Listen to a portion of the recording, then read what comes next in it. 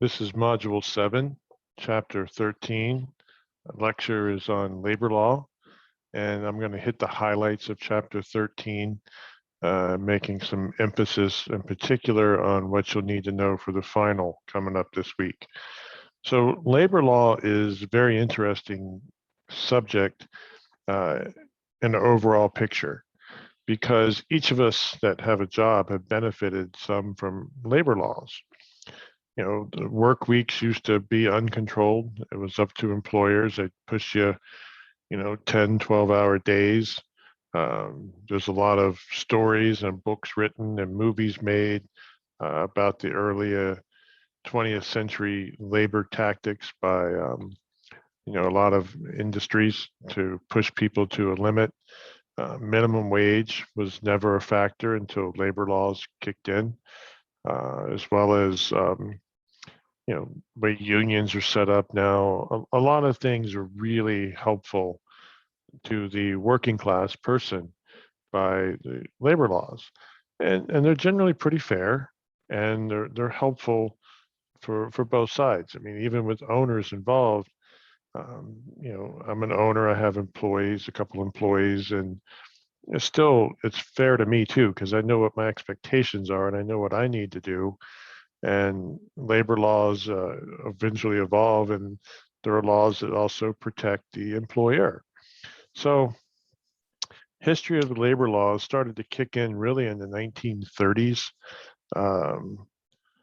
In the 1930s is when right after the Great Depression of 1929 and the stock market crash of 29 kicked in that Great Depression of the 30s.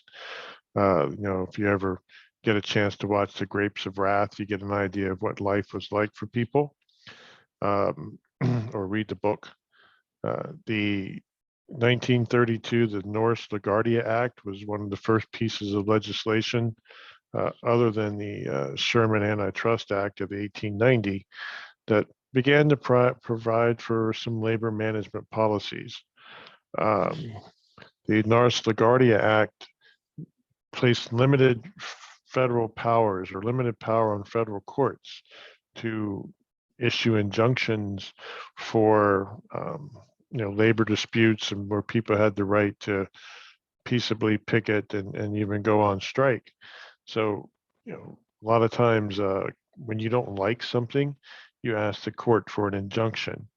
If one of my clients doesn't like what someone else is doing, you can ask the court for an injunction. Usually it's against somebody that's in a contractual relationship with you or the government themselves. And you ask for an injunction, permanent relief or temporary relief, whatever you're looking for. So 1932, Congress begins to start moving in a direction that lays the foundation for the rest of this chapter. The National Labor Relations Act was pretty important as well in 35. That began to create a situation where you can resolve disputes. Employers were required to bargain in good faith. It was modified again in 47. And then ultimately, as completely modified, we end up with the National Labor Relations Act as modified in the late 40s, and it created the National Labor Relations Board, and you'll need to know about the board for sure in the final. What did the National Labor Relations Board do? It has two primary functions: to establish usually secret ballots, but establish elections, whether groups of employees wish to be represented by designated labor organizations for collective bargaining purposes. So you can have a secret ballot now. Let's say you have let's just say, okay, here, I'm also a land surveyor. So in the state of Maryland, if licensed land surveyors and their employees, or I'll call them subordinates. A lot of times, licensed land surveyors are not the owner of a company, you work for one. So anybody in that trade of land surveying could form a union, and you're entitled to have a secret ballot and determine whether or not you wish to be in a union or not.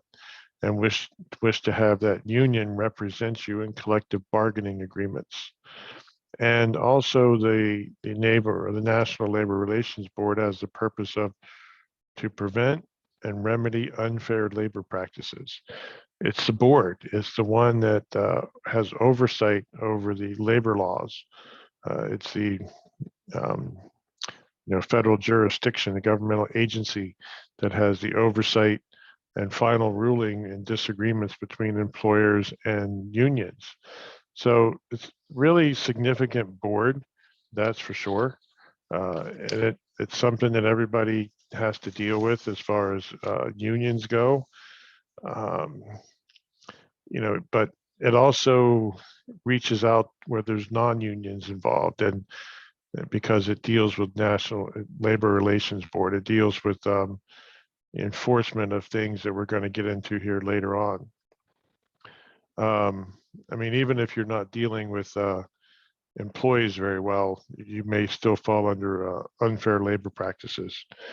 One of the things too that you're going to need to look at and know about is how unions are operating and union shop agreements, union halls, these type of situations where the National Labor Relations Act makes it illegal to conduct closed shop, but doesn't permit establishment of union shops. It's kind of weird. So a closed shop is a shop that is not open, I guess, not open to the union.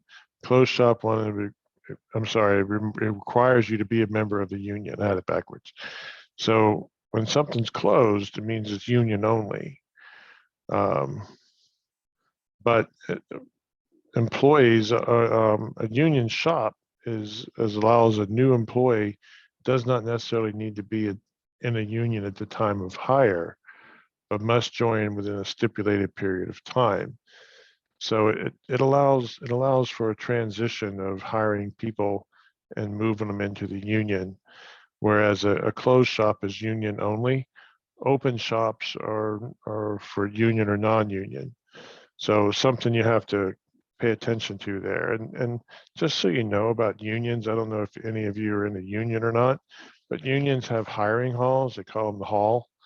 And you go and put your name in. You're in the union, you go put your name in, and you say, I need work, and here's what you get to do, or here's what you want to do. They list your jobs. There's an order of people. They call them sitting on the bench. There's an order where people are sitting there, and employers generally pluck from you out of that order, unless your skills are such that somebody might skip over somebody to get to you. One of the things that the NLRB does is they settle disputes between contractors, or between employees and employers or union boards, but they also settle disputes between unions themselves. What you have is, like, the Teamsters union will have a local number something, and the Teamsters are generally the truckers, transportation industry, and their locals have a geographical range. Well, the NLRB helps to settle disputes of jurisdictional disputes or geographical claims. They actually end up reaching a settlement. 1322 talks about the process of how they settle these disputes. They're done in the headquarters in DC. If a union refuses to comply with the ruling, the board can petition the appropriate U.S. Circuit Court of Appeals to enforce its order. So it skips over the district court and goes straight to Court of Appeals, one step below the Supreme Court, to enforce its order. They can obtain injunctions, halt picket lines or strikes or any other union activity associated with a dispute. They have a lot of control about settling jurisdictional disputes. The NLRB also deals with, they encourage, voluntary settlement plans talked about in 1323. One of the things that has also popped up that's pretty interesting is like the Civil Rights Act of 1964. That involves called Title VII, where it's an equal employment opportunity, and it prohibits discrimination in employment or in union membership. It is an unlawful practice for an employer to refuse to hire or to discharge any individual or otherwise discriminate against him or her regarding conditions of employment because of race, color, religion, sex, or national origin.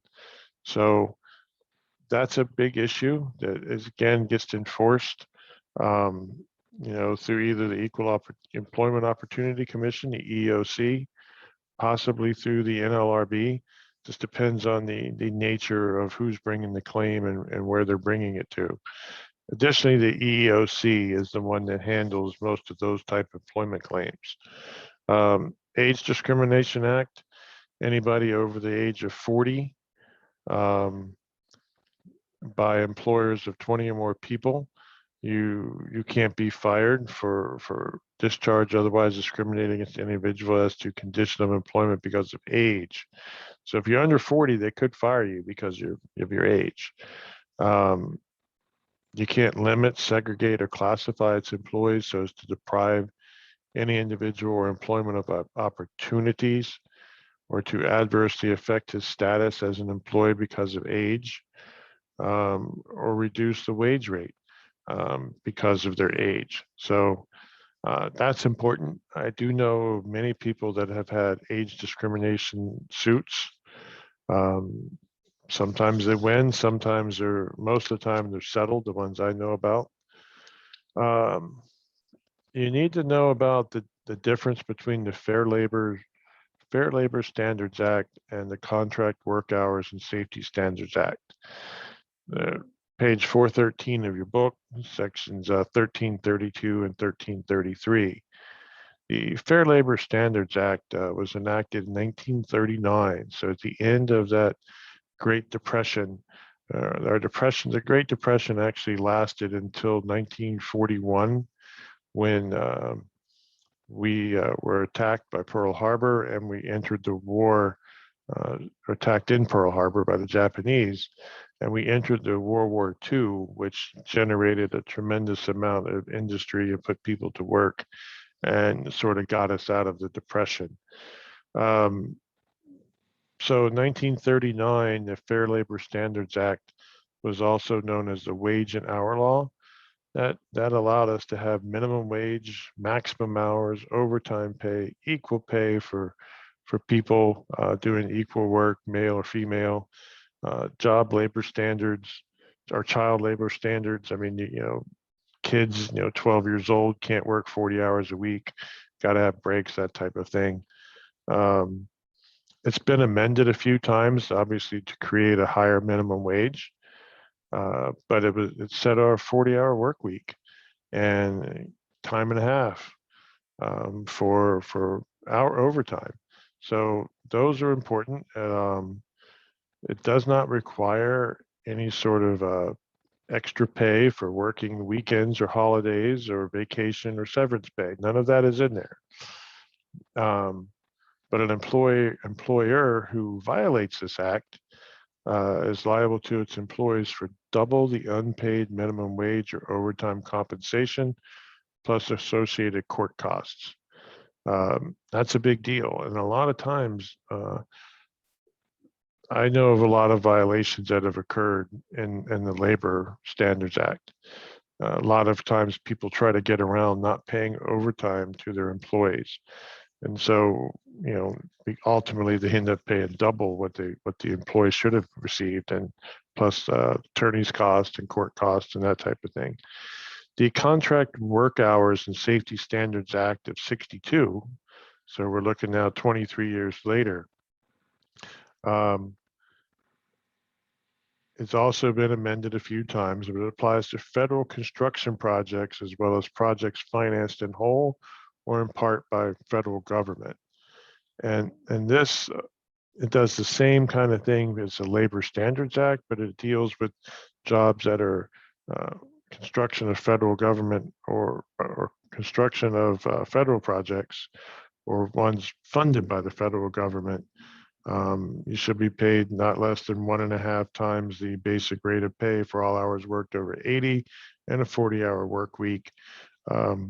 Very similar situation as the Fair Labor Standards Act. Know a little bit about what the Hobbs Act is, and it makes it a felony to obstruct, delay, or affect interstate commerce by robbery or extortion.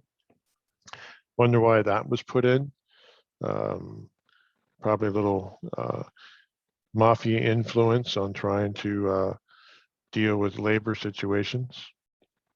Let's see what else we need here in chapter 13.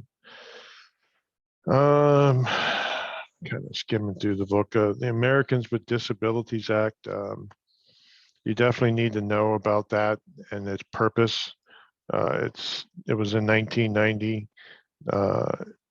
Has a tremendous effect on aiding the ability for disabled people to get a job, as well as a lot of other things. Like it's why we have our parking spaces and our handicap ramps, and they all have to be a certain slope and constructed properly. So definitely know the purposes behind some of the main things there in 1339, American Disabilities Act. So that's going to wrap up chapter 13 at this point. I will have chapters 14 and 15 lectures out to you shortly, but this will get you started. Have a good week.